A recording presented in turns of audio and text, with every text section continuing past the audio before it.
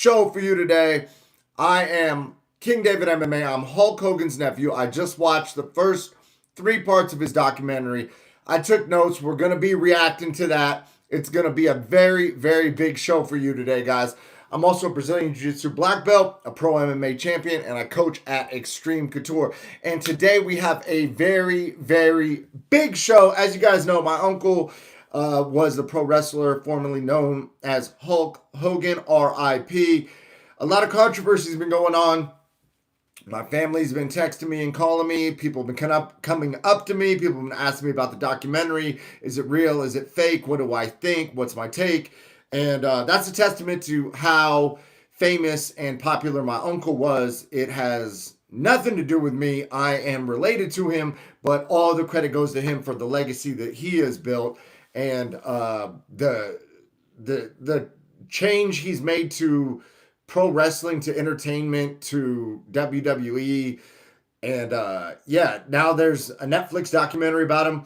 I gave a take as to what is inconsistent about the documentary in a previous live where I was explaining what my family is talking about behind the scenes and how non-accurate some of the stuff in the documentary was. And in today's video, I've watched the first three episodes of it. I went viral the other day, guys. I got a few million views because I punked a predator at an MMA event, and then someone got video of that, and that went viral. I was with my boy Doc Ock, aka Dr. Octagon from Fight Circus. And man, he pointed out a child predator at an MMA event, and I punked the dude, and then he ran up on the guy. It went viral, guys. But so I've been busy with that. I've been trying to watch this documentary because I feel like I can give a relevant take, being that that is my uncle in the documentary. I even saw myself in the documentary, which was interesting, seeing myself on Netflix and seeing my father on Netflix and seeing my family members. It's an interesting perspective. We're going to get into all of that, guys. Real quick, let me refresh this so I can peep the chat because I like to chat with you guys. So shout out to all my real ones in the chat, all my subscribers who have the notifications on because we go live at random times. We have Felony Charles Bennett, the MMA legend, is in the chat. He says he just got here. We got John Hogan, who shares the last name of Hulk Hogan. What's up? Hi, everyone. We've got Arpon the Don in the chat. The real ones are showing up. Let's freaking go. All right, guys. So let's get right into it. And if you have not already subscribed and tapped the notification bell, make sure you set the notifications to all notifications because we go live at random times, but I do go live every day. And I much prefer the chat over the comments because in the last video I did about my uncle Hulk Hogan, I have weenies, wussies, whiners, weirdos in the chat telling me that what I'm saying is not accurate when I'm literally telling them the most accurate truth from the source himself, Hulk Hogan, and they are it's just bizarre to me. Oh my God. When he said 1974, he meant 1994, and out of the 30 years of television that he's done, he said one date wrong, and I'm gonna comment. Bro, dude, get it together, bro. Get it together, bro. Get it together. Grab your nuts. Take a deep breath. Be a man. Stop crying in the comments. Okay, guys? So I much prefer my real ones in the live chat because you guys are, as of yet, which may change in the future, the people that I've got in the live chat have always been high-level people, right? We've got international DJs in the chat. We've got world-famous MMA stars in the chat. We've got people who do the booking for some of the best MMA shows on the planet in the chat. We've got real ones in the chat. So shout out to you guys. All right. So essentially the documentary had started off where they were in, I call him Terry, but you know, you guys know him as Hulk Hogan, in Hulk's home gym. And they started getting into his early life. And it's odd because, I saw on there that he was inspired by Dusty Rhodes, which when I perform at Fight Circus, I have played a character in the past called Dong Master 3000. And Dong Master 3000, I developed I based the character on Dusty Rhodes. So it's interesting how my uncle and me, without communicating or talking about that, we're both influenced by Dusty Rhodes. So the character Dong Master, I speak like, "What's up, baby? It's Dong Master 3000 in the building, baby." Right? And I got that lisp and that cadence from Dusty Rhodes. And then I see my uncle on Netflix talking about how he was inspired by Dusty Rhodes. And that was like kind of sentimental to me, guys. Right. So that was kind of trippy. I tripped out on how serendipitous the world can be. And the universe of God above, and just I like you. I get a little bit spiritual, I'm into vibes and all that, right? And then they were talking about my uncle's music band and everything like that, and some of the family life stuff. So I had got some texts from some people that are close to the family, and they were saying that they portrayed my grandfather, Hulk's father, in a negative light. And they had implied that the people that were texting me were implying that they had portrayed my grandpa Pete as abusive, and I didn't get that they had portrayed him as that. Maybe as tough or wanting my uncle to go in a different direction, but I didn't get that Netflix had portrayed him as an abusive vibe. So the person that had texted me that had got that from something that I got a different message from. So that's what they got out of that. I got something different out of that, if that makes any sense. So when I said that they were portraying my grandfather in a negative light, and that's all cap, in my previous live where I discussed what feedback I'd been getting from people who were either in the documentary or who knew my family, that wasn't quite. I was braced for it to be bad, guys, and it was not as bad as I thought it was going to be. So that was interesting. Real quick, while we're at it, before we get into all the details, I thought the documentary overall was freaking awesome. The first 3 episodes, I haven't seen episode 4 yet, but the first 3 were awesome. I was inspired. Like, that was a walk down memory lane. I was watching it with so I've got a manager named Roman and I've got a manager named Richie, and they helped me with my MMA career.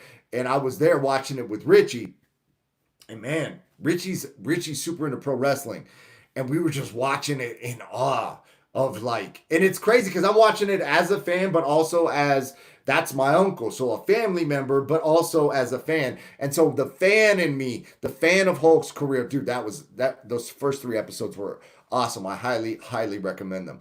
And then it started to talk about how he got his leg broken, and that is actually factual. When he had first started pro wrestling, the times were different back then, and they kind of wanted to make sure that you were serious. So he was a big guy with a large level of belief in himself, and he wanted to be something. They're like, hey, well, we're going to see about that. So they broke his leg, and expecting him to not come back, and then he actually did come back.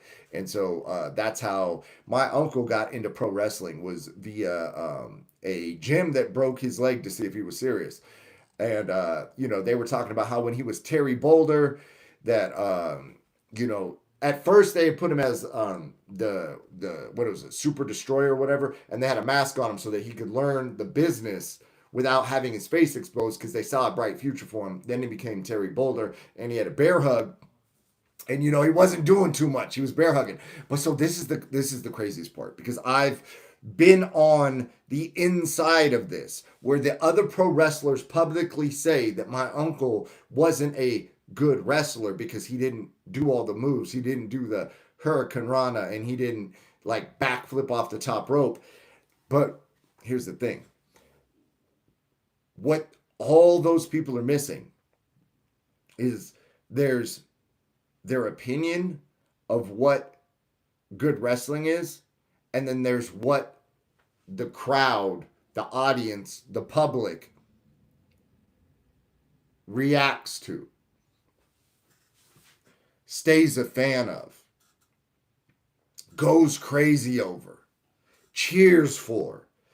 And what they're missing is that what my uncle did was more legendary than anybody in pro wrestling history, right? Like, so he understood what wrestling actually was better than they did, and they will argue with me about this to this day, that he wasn't the best wrestler. It's like, dude, you guys don't even understand what wrestling actually is. And I have this issue in MMA too, where I'll get into it with people who cannot fight and they have this theory on what fighting should or shouldn't be. And I'm like, dude, listen, bro. I've not won a UFC World Championship yet, but I have won a professional MMA World Championship, and I'm a Brazilian Jiu-Jitsu black belt.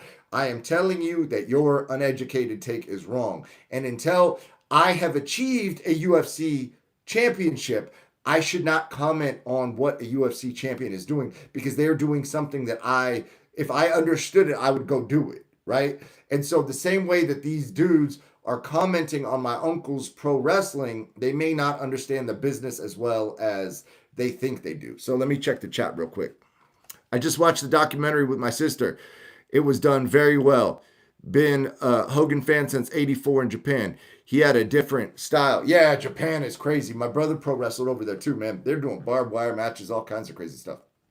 So then, yeah, my uncle did Rocky 3. They talk about that in the documentary. And Rocky 3 was a really pivotal point because he played a character named Thunderlips. And oddly enough, my former matchmaker, Jeremy Luchow, who runs 559 Fights in California, he had changed my name on Tapology to David Thunderlips Bolea. And I'm like, no, bro, it's King David MMA. I'm running with King David MMA. He's like, no, bro, you gotta be Thunderlips. You gotta be the old. He didn't change it to Thunderlips. He changed it to Thunderlips' moniker, the Ultimate Male. So on Tapology for a while, I was David, the Ultimate Male Bolea, in honor of my uncle's character, Thunderlips in Rocky 3. And yeah, that's a great character. To all my love slaves out there, Thunderlips is here in the flesh, baby. Mountain of Man versus the meatball. Let's go, right? So let me take a sip of this caffeinated beverage.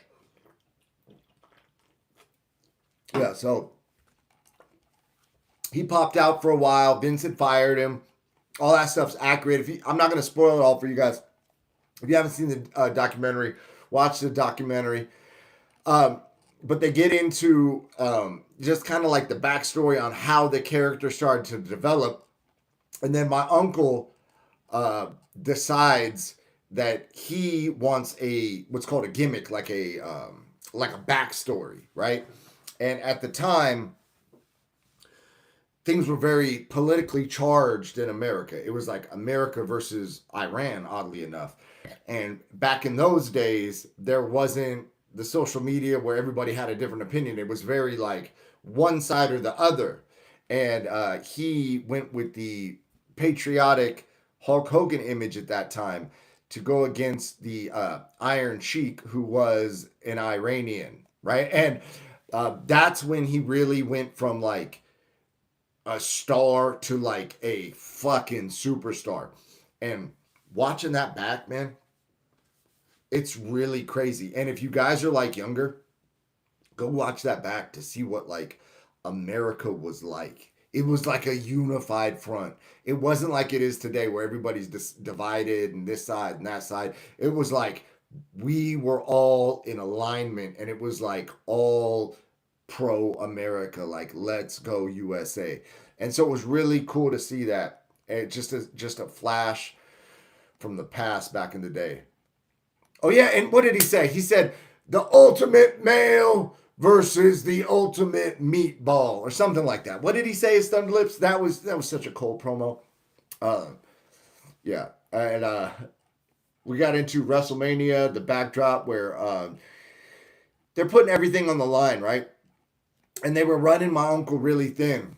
And, he's on the road 300 days a year. They're trying to build up WrestleMania. They got him doing every freaking talk show, every interview, every autograph signing, every meet and greet, everything like that. And then they put him on the one talk show, and I think it was dude's name's Richard Bandler or something. And my uncle actually chokes him out, drops him. The guy splits his head on the floor, and is bleeding. And the guy sues my uncle for a $500,000 lawsuit, you know. And my uncle was making like 3 G's a month or something like that at the time. And it was before pro wrestling had really blown up. So it's interesting to see how like people see it now, and they see like, oh, dude, you know, he's being interviewed in a mansion in his Florida home. And you know, before that, it was like he was living in like an apartment uh, with his wife, and you know, they're getting a $500,000 lawsuit, and that's like, that's like an unprocessable amount of money, and then everything's on the line with WrestleMania, because the buildup for WrestleMania is so crazy that Vince Jr. has put all his money into it. He's putting all his promo into it. All the pressure's on my uncle, and my uncle's got to do all these tours, and it's like on him and freaking Mr. T to make it happen. And then they actually make it happen, and it's like this turning point in the freaking movie, man. It's so good, and yeah, it's just instant success. He becomes an instant millionaire. It's all good. He's out partying. They're doing uppers and downers, and you know, all that stuff. And then this part got a little emotional for me. Actually, they started talking about my father's death, and my father was Hulk's big brother. He passed away from a drug overdose, and they were talking about how he was kind of like you know, and living a biker lifestyle and everything like that. And my father was a fairly rough and tumble guy, you know, and my uncle was choking up in the documentary, and yeah, it's just an interesting thing to see like some tragedy that's happened in your life on Netflix being discussed. And they showed a picture of me in there with my dad, and like that's sentimental to me, obviously. And you know, I was like a little kid at the time, so there's a picture of my dad and like a child with brown hair, and I believe I was on a motorcycle in that picture. And so if you guys are watching the documentary, that child, the little like 4 or 5 year old boy on the motorcycle, is me. Okay, so like I'm chilling with Richie, and Richie's a WWE fan, and I'm watching it with him. I'm like, bro, this is kind of wild. I literally just saw myself on Netflix, like a childhood picture of mine, and he and I are watching this on his big screen. You know what I'm saying? And it's like, that's my father. My uncle is on TV talking about our personal lives. You know what I mean? And then like I'm looking at myself essentially as a baby on Netflix in real life. And it's like this fucking crazy moment because like I have these emotions in me about my father, and like I miss him and I wish he would have made different choices, and then I see my uncle's perspective on it. And it's just crazy because I've got people in the comments as well, like saying really fucked up shit about that, about like on the last live I posted. And so they're watching it as if like I'm not a human, if my uncle's not a human, if my father was like not a human. You know, like they're watching it like it's a cartoon or something, or like it's out there, and like this is my real life. So yeah, man, that was kind of trippy, just seeing my uncle get emotional about my father, and you know, that means a lot to me. So we'll move on before I start getting too emotional on this stream right now. Yeah, and then you know, I was also watching the Make a Wish kids and everything that my uncle was working with, and man, that's like that's intense stuff. To be the dude that like this child is diagnosed with something terminal, and their last wish is to meet Hulk Hogan. Like that's a lot, man. That's heavy stuff, dude. Like to really think about that. Like think about you're on the road 300 days a year. You're beat up. You're like all this pressure. You've got to be in character. You've got to be able to perform at the drop of a hat. You've got to be perfect on camera. And then it's like, dude, when you're trying to rest, there's this child who doesn't have a great diagnosis. And like on one hand, it's like you gotta go, but on the other hand, it's a blessing to be able to go, and it makes you appreciative of what you have and grateful for your life. And like part of you's gotta wish that like, man, you could help in some way that child. Dude, that got trippy for me too. Let me read the chat real quick before I start getting off on a tangent. As a 5-year-old kid in '84, I thought Hulk was Superman and kept being a fan. Yes, part of the documentary. Hit also much respect to him. Oh, that part of the documentary, yeah.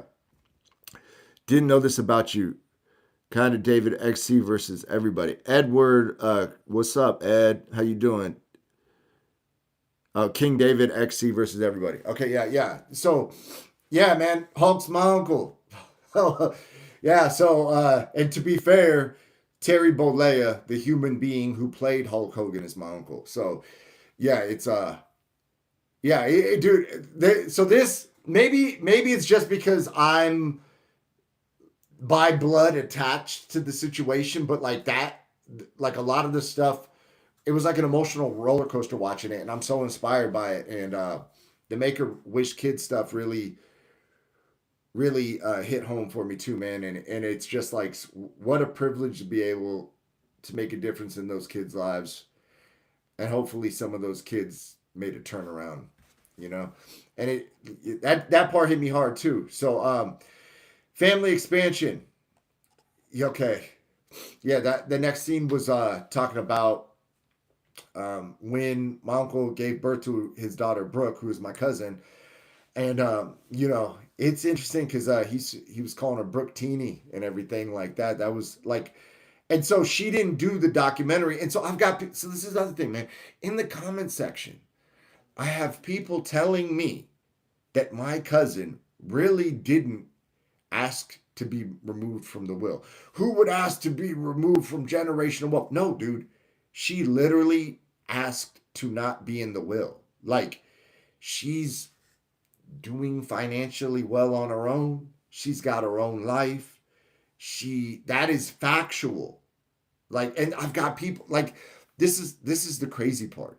Is like really, really what people say about you is not a reflection on you. It's a reflection on them. So like this person's inability to process that someone would do that would turn down money from their loved one's passing is unfathomable to that person. So they project it onto somebody else. It's like it's really but like as a reader of the comment, knowing the truth, it doesn't say anything about Brooke. It just says something about the person that commented that. So if you guys are ever going to do anything publicly, if you're ever going to put any content out, if you're going to, do not be concerned with what these people say, because it's a reflection on them, not on you. Let me read the chat real quick. You're so right on that. Yeah, dude, it's trippy, man. It's so this whole process that's going on right now, where I've been going live every day, because I had this YouTube channel for like a decade. I just didn't post on it, like, and then one day I went live with Felony Charles Bennett, and I was like, that was fun. I had fun going live, me and Felony, because Felony goes live, right? And so Felony was living with me before his bare knuckle fight, and he and I we did like a fight companion for UFC, and we had fun. We were making jokes. Felony said something to the effect of like, Daniel Cormier looks like he cheats on his wife at the golf course. So he said something funny, right? And I was like, dude, this is I was like, dang, bro, like, why you throw DC under the bus? But like, it was funny, and I had fun doing it. I was like, let me start going live. But I kind of procrastinated for a week. And then my buddy has a YouTube channel as well. And his YouTube channel is called Jesse on Fire. And so we were talking, and he was like, dude, I think you would be great on YouTube. So now I got Felony, viral star, MMA legend, telling me I would be great on YouTube. I've got Dr. Octagon from Fights, the owner of Fight Circus, telling me, bro, you got it, but you need to put out more content. And then I have Jesse on Fire, who's got 600,000 subs, going like, bro, go start posting. So I start posting, and then I just go live every day because I like to commit to things, right? And just seeing the comments, like I'm literally, I could like tell somebody insider, like a true statement, like, no, that really happened, and then they're outside of it. They have no insider knowledge as to what's happening, and they're arguing with me, and I'm like, dude, I have firsthand information I'm giving you, and you have 25th hand fucking lies, and you're protecting the, and they don't, it's not even their lie, they're just reading a lie online. I'm telling them the truth, and then they're arguing. It's like, what is going, it's such a interesting experience. Yo, Eddie Purple Belt under Bryce tuning in. Oh, what's up, bro? Yeah, man. Sorry about choking your face the other day, bro, but you were defending the choke well. I had to get grimy. Yeah, what's up, dog? Yeah, and then I missed advanced no gi on Friday. I was coming in, but I went to Tough Enough and I called out a predator and it went viral, and I had to protect the kids. You know what I'm saying? So yeah, uh, yeah. So uh, where were we at in these notes? Okay. Yeah, and then it was, so I'm watching the documentary, okay? They're talking about my father. I'm getting emotional. They're showing Make a Wish kids. I'm like praying for the kids, you know. And then they fast forward, and then we got Donald Trump. Okay, the president of the United States is one of the most controversial people alive. And now I'm watching the president talk about my uncle in a documentary where I just saw a picture of myself as a baby. Right? Like, so, like, like what is going on here, guys? Is this real life? Uh, yeah, Felly said, bro, don't get in trouble. Dude, that was a whole situation, bro. Gonna bring my mouthpiece next time. Yeah, bro. Yeah, so then President Trump pulls up to the documentary, and I'm like, plot twist. I was just looking at myself as a child, and now I'm seeing the president in the same documentary, right?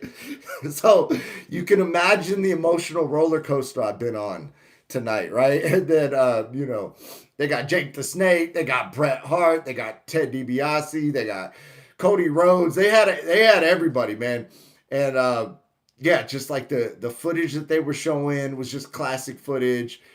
And then they start getting into the third episode where it's like my uncle's gimmick seems to be fading to the other pro wrestlers and to the fans and everything.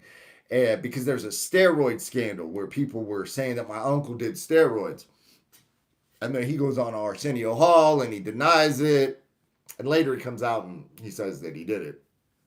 But at the time, steroids were like kind of legal when he had started, but then like kind of got banned and like frowned upon, right? And so we're even in a state right now in the United States where like and I'm not throwing anybody under the bus. I'm just saying this name because it's relevant to the conversation we're having, and he's world famous, like The Rock.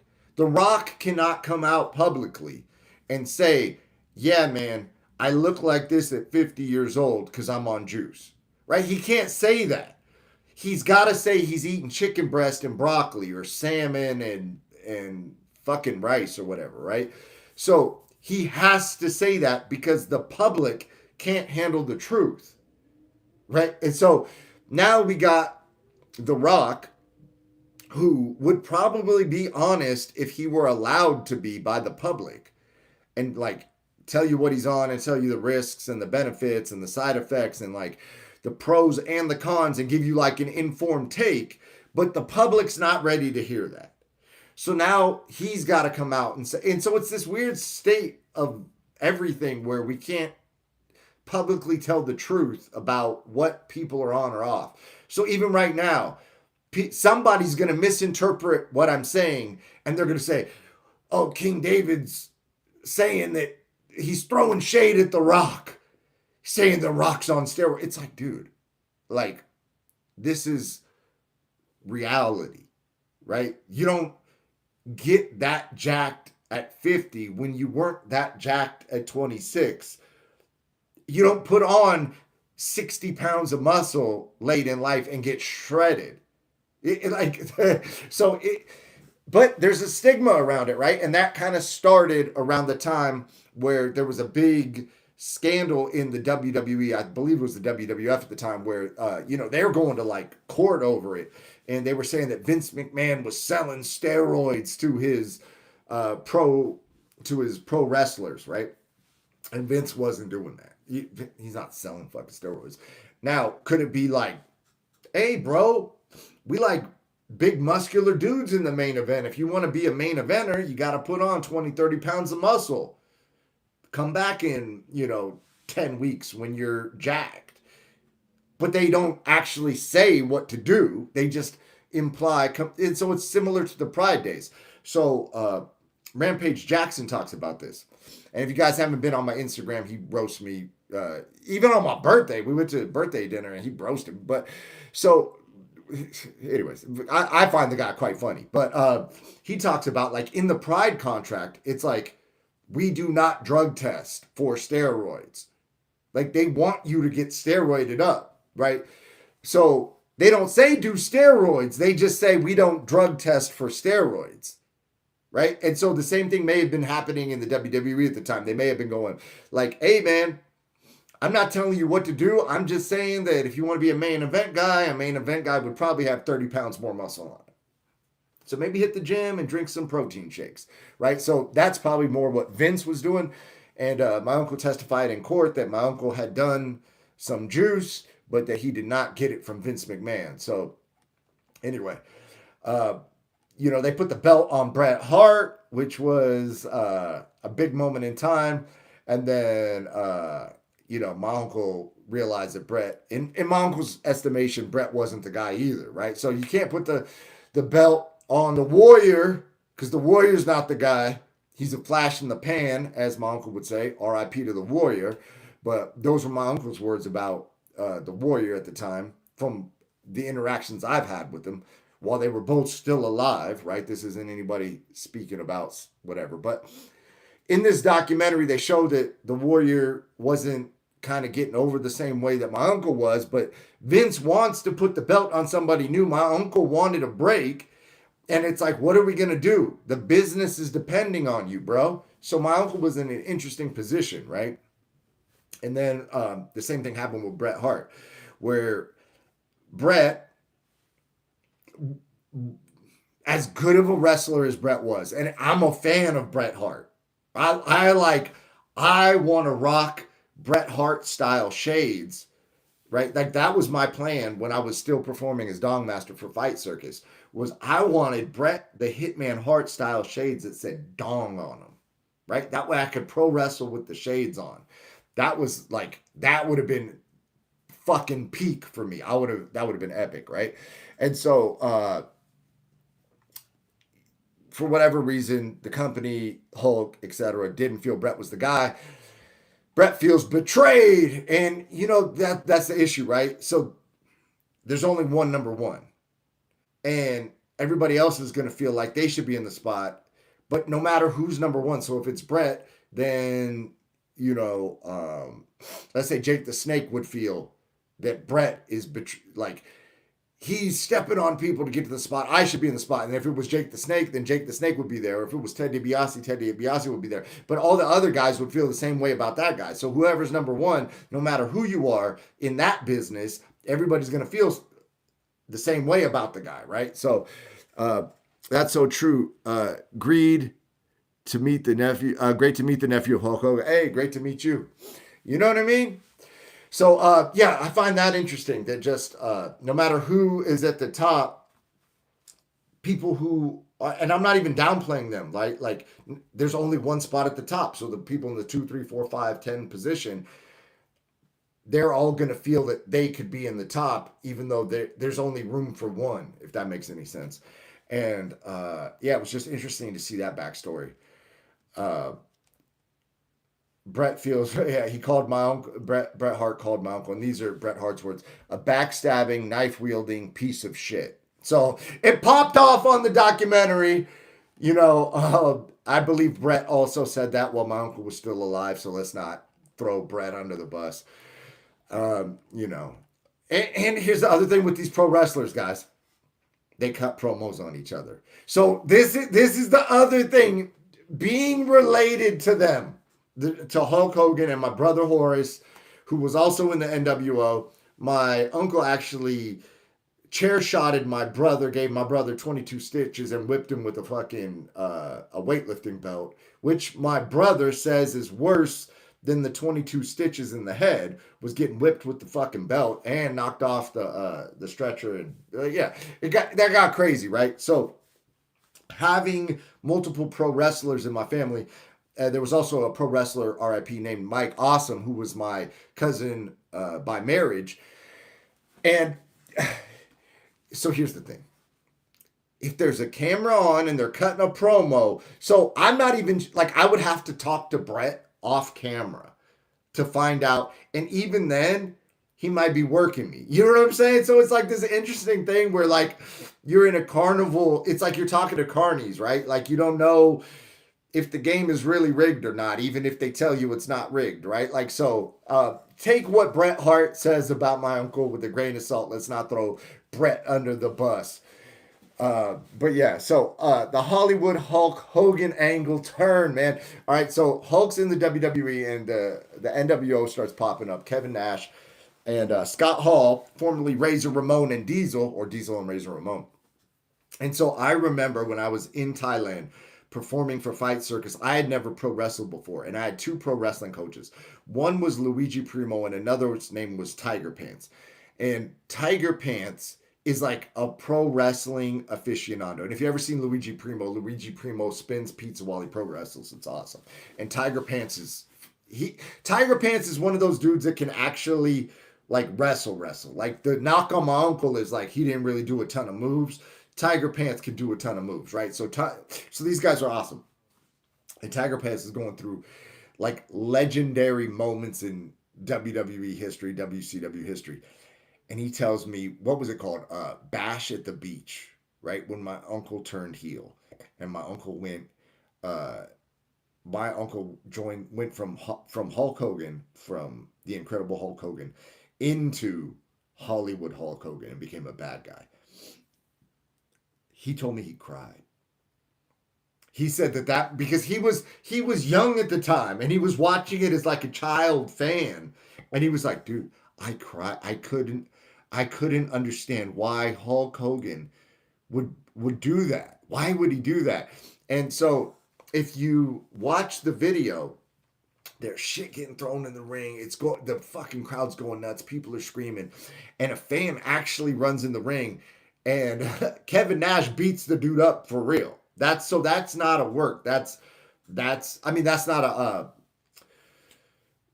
that's not a work. That's him shooting. That's like that means it's just real, right? So Kevin Nash actually hit the dude, kicked the dude, and that was actually a fan who got upset. And so that's when you know you're over, right? So to a pro wrestler, there's nothing better than getting a real reaction from the crowd. So I thought that was awesome to see that again.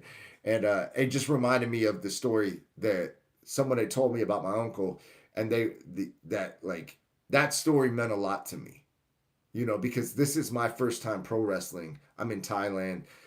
I'm pro wrestling someone who refers to themselves as a midget. They're like 2'8",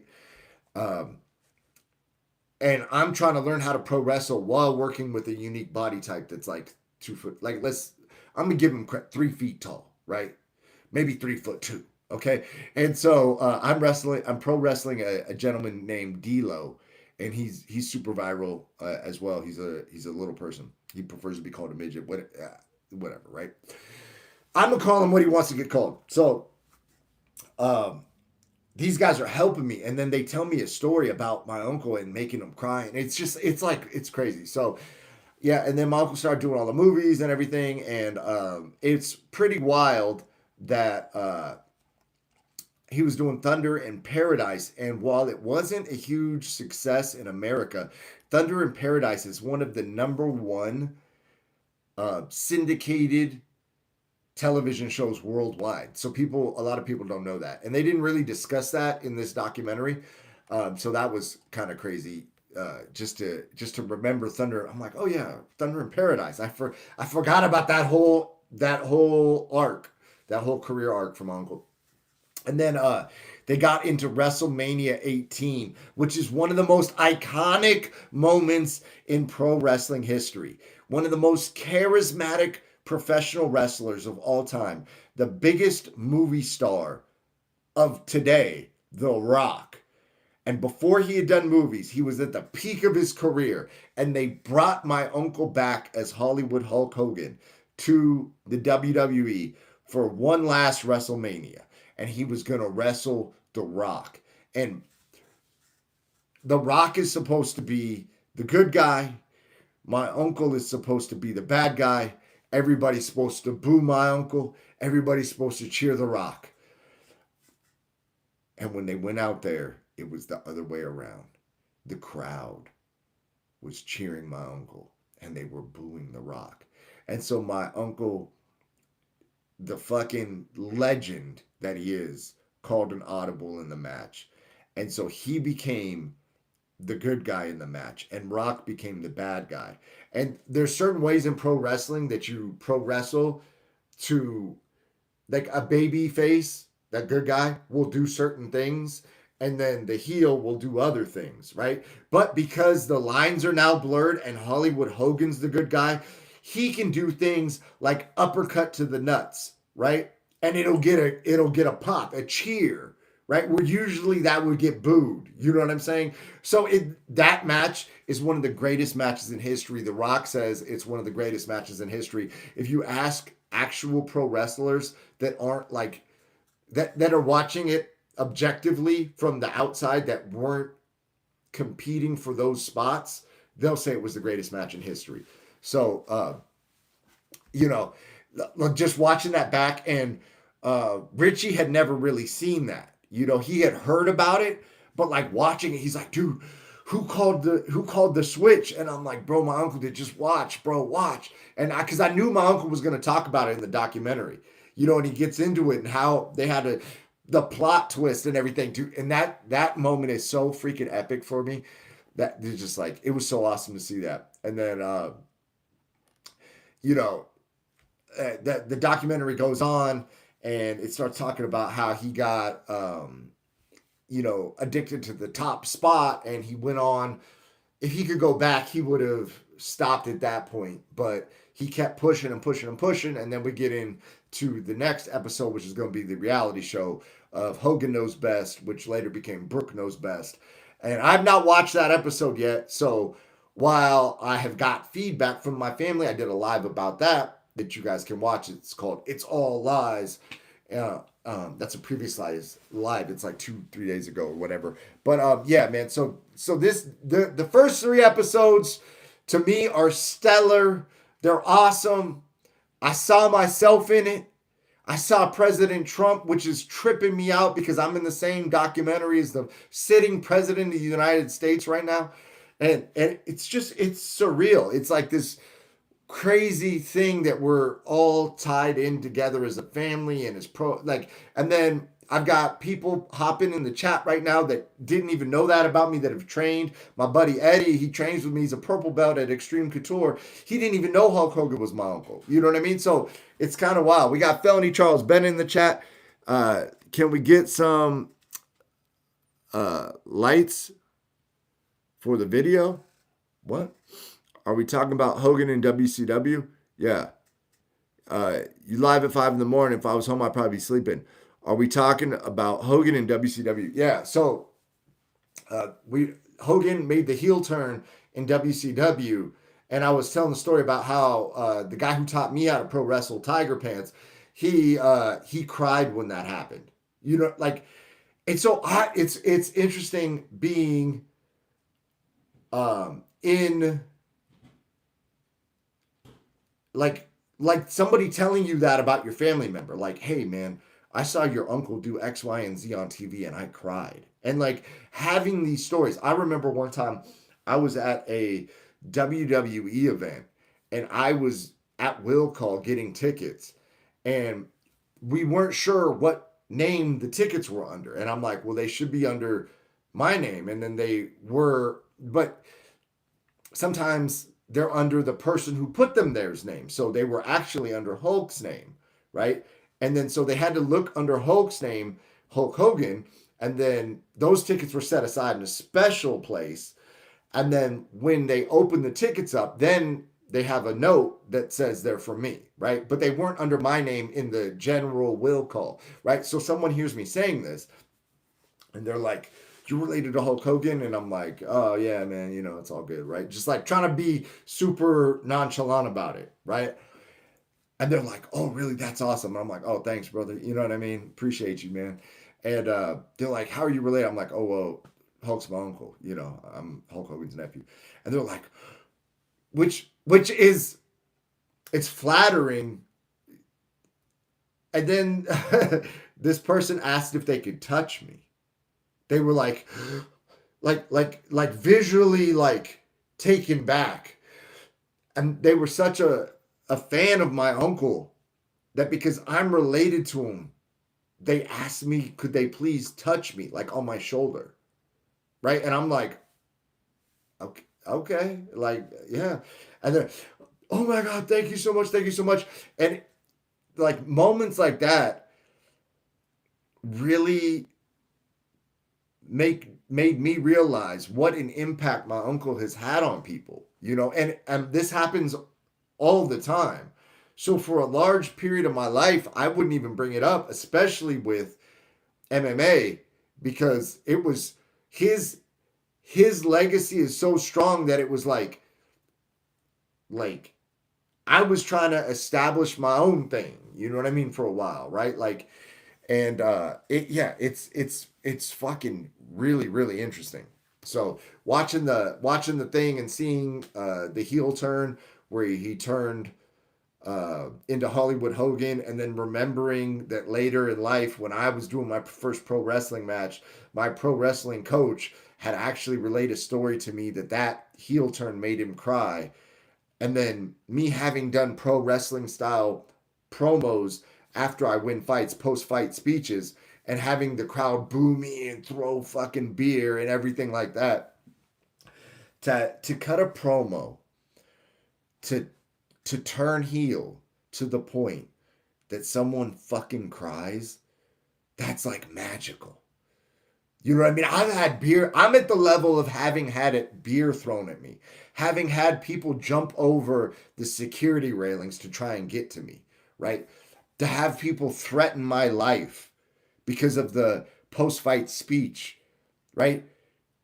But I've never had somebody somebody told me a kid was crying in the arena, but like nobody's ever come up to me like decades later type shit. Like someone came up to me 20 years after this happened and was talking to me about how my uncle made them cry when they turned heel on television from the comfort of their own home watching it, right? And that's just one of like 100,000 stories. People have come up to me, told me that they started training wrestling as like an elementary school student, and they're now like in the UFC because they watched Hulk Hogan growing up. You don't like so many crazy stories, man. Somebody asking to touch me. I still remember that, right? Like, whoa, that was like a shocking moment. I remember being with my brother Horace, who's nowhere near as famous as my uncle. And this was the first time that I had like saw my brother being famous. Where like it was after a WCW event where my brother was performing, and like we couldn't even walk through the MGM where he had a hotel. It was like because he was being swarmed, and like I learned the phrase walk and talk. So now when I'm at an MMA event and I gotta get somewhere and people are saying, oh, like I want to interact, I want to connect. You guys see I'm in the chat. I respond to every comment on the page, right? After I win, if my post-fight speech goes viral, I respond to every freaking comment on my Instagram, right? Like, so I love interacting, but like if I'm late somewhere and I got, like, let's say I got to catch a flight, I learned the phrase walk and talk from my brother who got into pro wrestling because of my uncle. As like he looked up to my uncle and then he wanted to go establish his own thing. So he went to Japan and wrestled for a decade on his own. And then later he's been hitting the head from a chair from my uncle. It's like these crazy stories. And now I'm watching myself and I see myself and I see, well, dude, the president, they're interviewing the president at the White House about my uncle. This is interesting. Let me check the chat real quick, guys. At the beginning of the Ruthless Aggression era, when Brock came in by 2003, I stopped watching pro wrestling because it grew up and it wasn't the same. I actually loved the heel turn. Can we talk about Uncle Dana messing up boxers now, destroying the Aliyah Act? Cheeto loved Hogan. That's why he had the flame shorts at the pro wrestling interests. Yeah, man. So it's crazy. It's crazy how many, when people find out that Hulk's my uncle, like how many UFC fighters come up to me and tell me what an inspiration he was.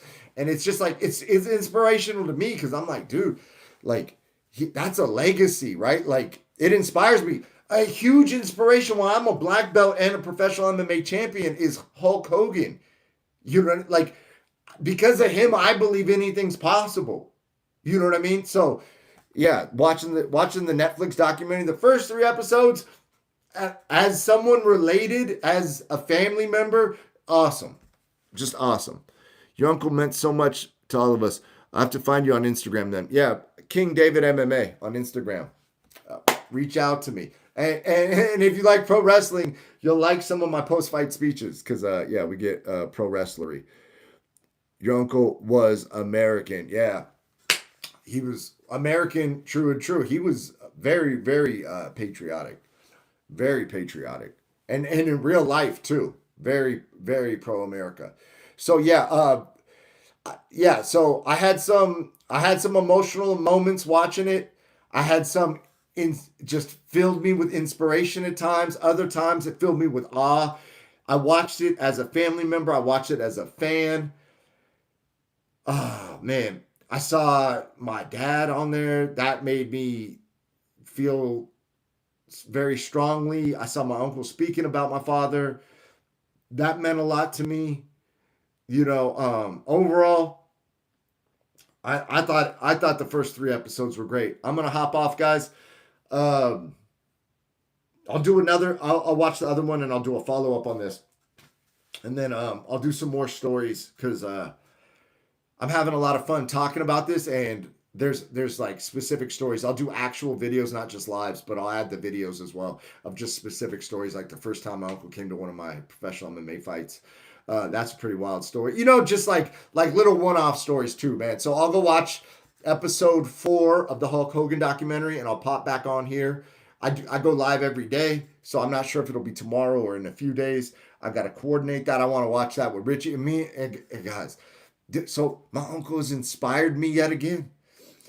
So what Richie and I are trying to pull off right now is for my 10th professional MMA. So I've got 12 pro fights, but in my head, I'm going to win my next fight.